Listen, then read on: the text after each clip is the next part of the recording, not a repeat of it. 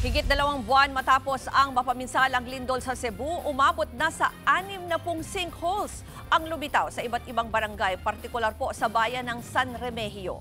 Problemado ngayon dahil dyan ang ilang residente. At mula sa San Remigio, Cebu, nasa linya po ng telepono si John Aroa ng News 5 Visayas. John, paano nang mangyayari doon sa mga bahay na nandyan malapit sa sinkhole? Ruth, delikado ang mga residential area na malapit sa sinkhole, kaya ang lokal na pamahalaan ng San Remigio dito sa Cebu, pinalilikas na ang mga apektadong residente. Abandonadong mga bahay, mga bitak sa kalsada at daan. Ito ang sitwasyon ngayon sa bayan ng San Remigio matapos ang 6.9 magnitude na lindol na yumanig noong Setyembre. Nasa 60 sinkhole ang nadiskubre sa iba't ibang barangay. Kaya hindi naligtas tirhan at bawal ang tayuan ng bahay o anumang struktura. Dahil dito, higit 1,000 residente o higit 200 pamilya ang pinalilikas sa temporary shelters.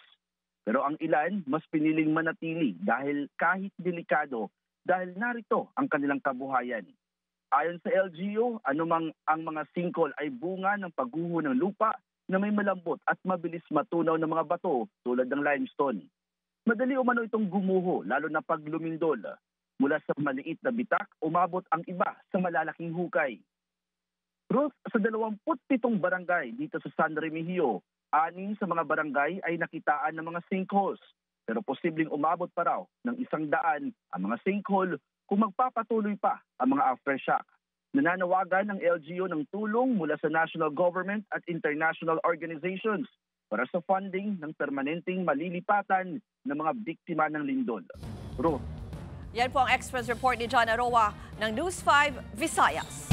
Mga kapatid, Ruth Cabalco, para sa mabilis na pasada ng mga balitang dapat niyong malaman, mag-follow at mag-subscribe sa social media pages ng News 5.